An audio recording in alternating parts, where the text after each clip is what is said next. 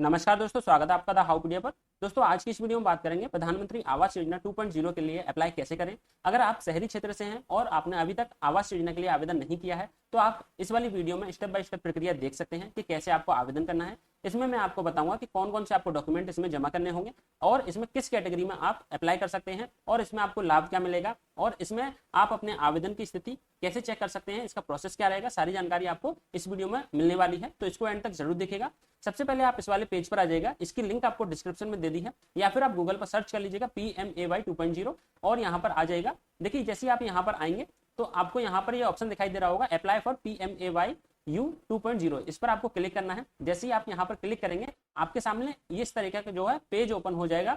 यहाँ पर आपको सारे जो दिशा निर्देश हैं वो यहाँ पर देख लेने हैं। देखिए, आपको यहाँ पर शॉर्ट में बता देता हूँ कि यहाँ पर कैटेगरी के बारे में दिया गया है कि आपको किस कैटेगरी में अप्लाई करना है। जैसे कि BLC है, BLC उन लोगों के लिए है जो कि अपने प्लॉट पर या खाली पड़ी जमीन पर घर बनवाना चाह रहे हैं या फिर टूटा फूटा मकान बना है उसको सही करवा करके नया मकान बनवाना चाह रहे हैं, उन लोगों के लिए BLC यहाँ पर कार्य करती है। इसमें देखिए, आपकी वार्षिक आय 3 लाख रुपए तक है तो आप इसमें अप्लाई कर सकते हैं। 3 लाख से ज्यादा सालाना आपकी इनकम है परिवार की तो आप इसमें अप्लाई नहीं कर सकते हैं। दूसरा है, देखिए, भागीदारी में किफायती आवास यानी AHP। इसमें क्या है कि ये उन लोगों के लिए जिनके पास अपनी जमीन नहीं है, कोई भी प्लॉट नहीं है, लेकिन वे मकान भी जो है लेना चाहते हैं और उनके आप जैसे किराए पर रहते हैं या फिर किसी के रिश्तेदार के यहाँ रहते हैं, जो भी आपका अभी सिचुएशन है, लेकिन आप इसमें अप्लाई कर सकते हैं। इसमें आपको क्या है, एक मकान मिलेगा, रहने के लिए फ्लैट मिल सकता है, वो आपकी कैटेगरी के अनुसार और आपकी योग्यता के अनुसार इसमें मिलता है, तो आप इसमें भी अप्लाई कर सकते हैं। दूसरा है, आप ARH में भी अप्लाई कर सकते हैं। ये उन लोगों के लिए है, जैसे बहुत सारे लोग क्या करते हैं, जैसे उनका घर होता है, उसमें कई सारे ऐसे मकान में आपका कमरे होते हैं, खाली होते हैं, या फिर किसी का कोई बंगला होता है वो उसको किराए पर देना चाहते हैं, तो वो इस योजना के तहत किराए पर दे देते हैं और आप जो भी अप्लाई करना चाहते हैं उन लोगों को इसमें रहने का मौका मिलता है। ये वो वाली कैटेगरी है। इसके अलावा अगर आप लोन लेकर के जो है अपना घर बनवाना चाह रहे हैं तो आप अपने उसमें ब्याज की जो सब्सिडी ले सकते हैं। ISS ये वाली श्रेणी है, इसमें आप अप्लाई कर सकते हैं। तो ये जो दिशा निर्देश है इनको आप पढ़ लीजिएगा, जिसके बाद में आपको क्या करना है, देखिए यहाँ पर क्लिक टू प्रोसीड पर आपको क्लिक कर देना है। देखिए, वीडियो को एंड तक जरूर देखिएगा क्योंकि यहाँ पर मैं आपको सारी जानकारी दूंगा कि आपको लगभग जो भी आपके मन में सवाल हैं वो आपके पूरे हो जाएंगे इसमें। देखिए, यहाँ पर आवश्यक दस्तावेज वाला ये ऑप्शन है जिसमें कि यहाँ पर बताया गया आपको कौन कौन से डॉक्यूमेंट की जरूरत पड़ेगी। ये बहुत इंपॉर्टेंट है, इसको आप ध्यान से पढ़ लीजिएगा। देखिए, सबसे पहले तो आपका आधार कार्ड जो है वो लगेगा इसमें, और ये ध्यान रखिएगा कि आपके जो भी डिटेल आप यहाँ पर फॉर्म फिल करेंगे वो सारी डिटेल आपके आधार कार्ड में जो विवरण दिया है उसी के अनुसार लिखिएगा। भले ही आपका वहाँ पर जैसे स्पेलिंग मिस्टेक हो जाती है, नाम गलत हो जाता है, तो क्या होगा कि वहां से मिसमैच होगा, आधार की OTP नहीं आएगी। इसलिए आप जो भी आधार में गलत लिखा है तो गलत ही आप इसमें लिखिएगा, जिससे कि आपका वहां पर OTP आ जाए। देखिए, यहाँ पर क्या है कि परिवार के सदस्यों का आधार विवरण भी लगेगा। आपके परिवार में जितने भी सदस्य हैं वो लोग इसमें अपना आधार यहाँ पर लगाएंगे। जैसे कि देखिए, एक परिवार को डिफाइन करने के लिए आपके जैसे राशन कार्ड में 4 लोग हैं, 4 मेंबर हैं, उन चारों के ही यहाँ पर आधार संख्या जुड़ेगी। बहुत सारे लोग जैसे पूछते हैं कि उनके माता पिता नहीं है तो उनको इसमें जैसे माता और पिता का नाम इसमें पूछा जाता है, तो उसमें देखिए वहां पर ऑप्शन आएगा, मैं आपको आगे बता दूंगा कि क्या करना है। उसमें स्वर्गीय का ऑप्शन आता है, वहां पर आपको बस वो सिलेक्ट करना होता है जिसमें आधार का विकल्प हट जाता है। इसके अलावा आपको अपने बैंक खाते का विवरण देना है, ध्यान रहिए। देखिए, यहाँ पर आधार कार्ड से जुड़ा हुआ बैंक खाता ही आपको यहाँ पर देना है। इसके अलावा आय प्रमाण पत्र, अगर आपने इनकम सर्टिफिकेट अपना नहीं बनवाया है तो जल्दी से जल्दी बनवा लीजिए, जिससे कि आप इसमें अप्लाई कर सकें और इसमें PDF फाइल जो कि अधिकतम 100 KB तक आप इसमें अपलोड कर सकते हैं। अब देखिए, भूमि दस्तावेज की जरूरत पड़ेगी लाभार्थी आधारित निर्माण BLC घटक के मामले में। अगर आप BLC के लिए अप्लाई कर रहे हैं, BLC के बारे में मैंने आपको बताया था कि अपनी जमीन पर मकान बनवाना चाह रहे हैं और उसके लिए पैसे लेना चाह रहे हैं, तो उसके लिए आपको भूमि दस्तावेज की जरूरत पड़ेगी। अब ये सवाल आता है कि कौन कौन से डॉक्यूमेंट इसमें लगाए जा सकते हैं। देखिए, कोई भी ऐसा डॉक्यूमेंट जो आपकी जमीन पर आपका मालिकाना हक साबित करता हो वो डॉक्यूमेंट आप लगा सकते हैं। जैसे आपका खतौनी हो गई, इसके अलावा आपकी रजिस्ट्री हो गई, बैनामा हो गया, या फिर देखिए प्लॉट का जो है म्यूटेशन होता है एक आपका तहसील से बनता है, वो आप यहाँ पर जमा कर सकते हैं। इसके अलावा जो भी आपके लगता है कि मेरे इस कागजात से या डॉक्यूमेंट से मेरे यहाँ पर जमीन पर मालिकाना हक साबित हो रहा है, तो वो आप इसमें लगा सकते हैं। क्योंकि देखिए, इसमें बहुत से लोग क्या है कि कई परिवारों के पास संयुक्त परिवार में रहते हैं, तो उनके पिताजी के भी पिताजी जैसे दादा या दादी के नाम से होते हैं, तो वो इसमें अप्लाई नहीं कर पाते हैं, उनको दिक्कत आती है कि अब किसके नाम से इसमें अप्लाई करें। तो क्या होता है, देखिए, आप उसमें वो डॉक्यूमेंट लगा सकते हैं। क्योंकि देखिए, जो भी समिति आपका वहां पर वेरिफिकेशन करने आएगी वो ये देखेगी कि आप इस परिवार का हिस्सा हैं भी या नहीं, तो वो उनके ऊपर निर्भर करता है कि आपके डॉक्यूमेंट को वेरीफाई किस तरीके से करते हैं, तो आप उसको भी इसमें लगा सकते हैं। उसके बाद में देखिए, यहाँ पर प्रोसीड पर आप क्लिक कर देंगे। उसके बाद में देखिए, यहाँ पर आपको सबसे पहले अपना स्टेट सिलेक्ट कर लेना है, जिस स्टेट से हैं आप। उसके बाद में यहाँ पर आपको अपना इनकम सर्टिफिकेट में जितने आपने पैसे बताए हैं कि आपके इतनी कमाई है सालाना, वो आप यहाँ पर लिखेंगे। इसके बाद में यहाँ पर आपको अपनी कैटेगरी सेलेक्ट करनी है। देखिए बहुत से लोग यहाँ पर कैटेगरी गलत सेलेक्ट कर लेते हैं, जिसके बाद में उनका फॉर्म अधूरा या फिर गलत फिल हो जाता है, फिर बाद में उनको वो विड्रॉ करना पड़ता है, दोबारा भरना पड़ता है। तो इसलिए ये कैटेगरी आप ध्यान से देख करके चेक कर लीजिएगा कहीं गलत टिक ना हो गई हो। तो बीएलसी के लिए बता रहा हूँ, तो यहाँ पर बीएलसी पर आप यहाँ पर क्लिक करेंगे।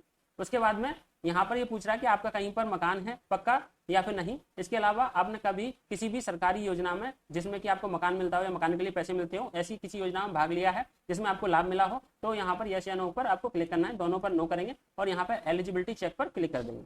जैसे ही आप यहाँ पर क्लिक कर देंगे, अब आपको अपना आधार नंबर यहाँ पर दर्ज करना है और उसके बाद में जो भी आधार कार्ड में नाम लिखा है वो यहाँ पर लिखना है। इसके बाद में देखिए मैं यहाँ पर आधार नंबर और नाम यहाँ लिख देता हूँ। देखिए इसके बाद में क्या है, आपको यहाँ पर नीचे थोड़ा स्क्रॉल करके इस पर टिक बॉक्स पर क्लिक करना है और जनरेट ओटीपी पर क्लिक कर देना है। जैसे ही आप यहाँ पर जनरेट ओटीपी पर क्लिक करेंगे, आपका जो रजिस्टर्ड मोबाइल नंबर है आधार कार्ड से जुड़ा हुआ, उस पर ओटीपी चला जाएगा और यहाँ पर आपको अपना ओटीपी दर्ज करना है। इसके बाद में यहाँ पर आप इसको सबमिट कर देंगे। सबमिट करते ही आपके पास जो नेक्स्ट पेज है वो ओपन हो जाएगा, जिसमें आपको अपना सारा विवरण एक एक करके भरना होता है। देखिए यहाँ पर आप देख सकते हैं, इसमें आपको यहाँ पर ऑप्शन दिखाई दे रहे होंगे, personal details, family member details, house hold details, address detail और बैंक डिटेल। पर्सनल डिटेल में आपकी जो भी जानकारी है वो यहाँ पर फिलअप की जाएगी, जिसको मैं बता देता हूँ। देखिए कौन कौन सी जानकारी है जो इंपॉर्टेंट है। सबसे पहले तो आपकी जो डेट ऑफ बर्थ है वो आपका आधार कार्ड से मैच होनी चाहिए, जिससे कि आपको यहाँ पर देखिए सेव करने का जो है मौका मिलेगा। उसमें अगर गलत जानकारी भरते हैं तो बार बार इसी वाले टैब पर आपको लेके आता रहेगा वो, इसलिए आप इस जानकारी को ठीक से भरिएगा। तो मैं यहाँ पर डिटेल फिलअप कर देता हूँ जल्दी से। देखिए पैन कार्ड के लिए आप यहाँ पर कोई बाध्यता नहीं है, आप चाहें तो लिख सकते हैं, वरना नहीं लिखें तो कोई बात नहीं। अपना आधार से जुड़ा हुआ मोबाइल नंबर यहाँ पर आप लिख सकते हैं। उसके बाद में ईमेल आईडी यहाँ पर जरूरी नहीं है, आप लिखना चाहें लिख दीजिए, नहीं तो कोई बात नहीं। यहाँ पर अपना जेंडर सिलेक्ट कर लेंगे। इसके बाद में जैसे आप यहाँ पर जेंडर सिलेक्ट करेंगे, वैवाहिक स्थिति यहाँ पर सिलेक्ट करनी है आपको, मैरिड है अनमैरिड है, जो भी आपको यहाँ लिखना है, सिंगल है या विड्रॉअर है, तो वो आप यहाँ सिलेक्ट कर लेंगे। उसके बाद में यहाँ पर देखिए एक चीज मैं बता देता हूँ, जैसे कि आप यहाँ पर जो भी यहाँ पर कैटेगरी सिलेक्ट करते हैं, यानी कि जो भी स्थिति सिलेक्ट करते हैं, उसी के अनुसार यहाँ पर जानकारी आती है। जैसे कि अगर कोई फीमेल है और वो अपने यहाँ पर देखिए इस तरीके से यहाँ पर वैवाहिक स्थिति मैरिड सिलेक्ट करती है, तो यहाँ पर अभी पति का जो ऑप्शन है वो नहीं आ रहा था, अभी आ जाएगा इसमें। देखिए यहाँ पर आएगा, देखिए इस तरीके से आ जाएगा यहाँ पर आधार के अनुसार पति का नाम। तो ये सब आपकी कैटेगरी पर डिपेंड करता है कि आप किस तरीके से जानकारी को वहां पर भर रहे हैं, तो वो आप ठीक से भरिएगा। देखिए यहाँ पर इसके बाद में जैसे पिता और माता का नाम यहाँ पर पूछते हैं लोग कि नहीं होते, किसी के पिता और माता की मृत्यु हो गई होती है, तो यहाँ पर लेट या स्वर्गीय पर आप क्लिक करेंगे तो ये आधार वाला जो ऑप्शन है वो हट जाएगा, तो वो आप यहाँ से सिलेक्ट कर लीजिएगा। देखिए यहाँ पर अपने माता पिता की और पति की जो भी जानकारी वो यहाँ पर फिलअप करेंगे। उसके बाद में अपना यहाँ पर रोजगार की स्थिति सिलेक्ट कर लेंगे, आप कौन सा कार्य कर रहे हैं उस तरीके से, सैलरीड हैं, सेल्फ एम्प्लॉयमेंट कर रहे हैं या फिर लेबर हैं, जो भी है यहाँ पर आप सिलेक्ट कर सकते हैं। उसके बाद में यहाँ पर आवेदक का व्यवसाय यहाँ सिलेक्ट कर सकते हैं, इस कैटेगरी के अनुसार ये बदलता रहेगा, तो इसमें चेक कर लीजिएगा कौन सा कैटेगरी है आपका। यहाँ पर अपना धर्म सिलेक्ट करेंगे, कैटेगरी सिलेक्ट करेंगे और यहाँ पर अपनी शैक्षिक योग्यता जितने आप पढ़े हैं वो यहाँ पर लिख देंगे। उसके बाद में देखिए ये एक इंपॉर्टेंट चीज़ है, अगर आप इसको टिक करते हैं तो थोड़ा सा आपको लाभ मिलने में आसानी होती है, थोड़ा सा आपको जल्दी लाभ मिल सकता है, क्योंकि ऐसे जो भी कैटेगरी होती हैं जिनमें कि जैसे भवन निर्माण श्रमिक होते हैं, आंगनवाड़ी कार्यकर्ता होते हैं, या फिर जो भी जैसे आपके सफाई कर्मी, झुग्गी चौल निवासी के जो लाभार्थी हैं, उनको थोड़ा सा बेनिफिट दिया जाता है, जल्दी उनको लाभ मिलता है। तो अगर आप इनमें से कोई हैं, आपका जो है आपका श्रमिक कार्ड बना हुआ है या फिर आंगनवाड़ी कार्यकर्ता कार्ड बना है, तो वो आप यहाँ पर टिक कर दिएगा यस, और उसके बाद में आप यहाँ पर सेव एंड कंटिन्यू पर क्लिक कर देना। देखिए यहाँ पर जैसे यहाँ पर इसको सिलेक्ट कर लेंगे, उसके बाद में यहाँ पर सेव एंड कंटिन्यू पर क्लिक कर देंगे। तो जैसे ही आप सेव एंड कंटिन्यू पर क्लिक करेंगे फिर आप नेक्स्ट वाले पेज पर आ जाएंगे। देखिए यहाँ पर फैमिली एंड मेंबर डिटेल वाले पर जब आप आएंगे तो यहाँ पर क्या है, आपको कुछ डिटेल तो अपने आप ही आ जाएंगी। अगर आप उनको चेंज करना चाहते हैं तो उसके आगे एडिट का यहाँ पर ऑप्शन आ रहा होगा। गलत जानकारी लग रहा है आपको हटाना है तो डिलीट भी कर सकते हैं इसको। और जो भी आपके फैमिली मेंबर है उन सबको यहाँ पर डिटेल लिखने के बाद में और यहाँ पर सेव एंड कंटिन्यू पर क्लिक कर देना है। देखिए यहाँ पर दिक्कत क्या आती है बहुत से लोगों को कि वो जो आधार नंबर होता है वो अलग यहाँ पर गलत लिख देते हैं, या कोई भी जानकारी नाम वगैरह गलत लिखते हैं तो वो सेव नहीं करने देता। तो आप इसको ठीक से लिखिएगा, देख करके उनके आधार कार्ड में जो भी जानकारी उस तरीके से लिखिएगा और सेव एंड कंटिन्यू पर क्लिक कर देगा। जैसे आप यहाँ क्लिक करेंगे फिर आप नेक्स्ट पर आ जाएंगे।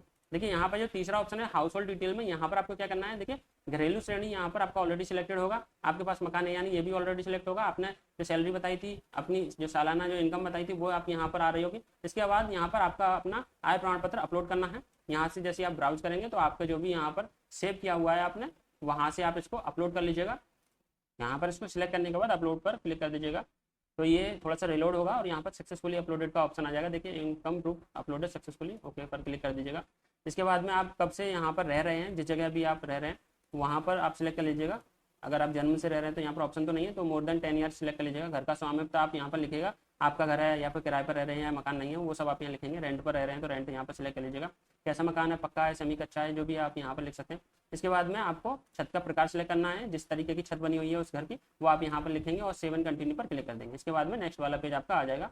देखिए इस वाले में आपको यहाँ पर एड्रेस अपना लिखना है। देखिए यहाँ पर 3 ऑप्शन आ रहे हैं। पहला जो एड्रेस यहाँ पर आ रहा है देखिए वर्तमान पता, वर्तमान पता यानी कि आपको वो पता लिखना है जहाँ पर अभी आप रह रहे हैं, चाहे वो आपकी खुद की जमीन हो, किराए का मकान हो या कहीं भी आप रह रहे हैं वो आप यहाँ लिखेंगे, जिससे कि जो भी आपकी समिति यहाँ पर वेरिफिकेशन करने आएगी वो आपके पास आ सके।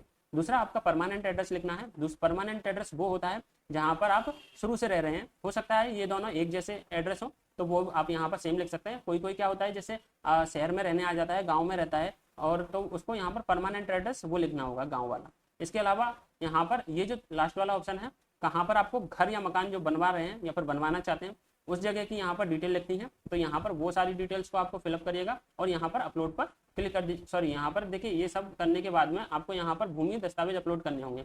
ये जो ऑप्शन है यहाँ पर, ये जो आप जानकारी दे रहे हैं इस जगह की, उस जगह के आपके पास डॉक्यूमेंट जो है वो आपको यहाँ पर मिनिमम 1 MB का जो फाइल है वो आपको अपलोड करना है। यहाँ पर ब्राउज पर क्लिक करेगा और अपलोड पर क्लिक कर देगा। यहाँ से जैसे आप सेव कर देंगे फिर आपको यहाँ पर देखिए सेव एंड कंटिन्यू पर क्लिक करने के बाद में नेक्स्ट वाला ऑप्शन आ जाएगा।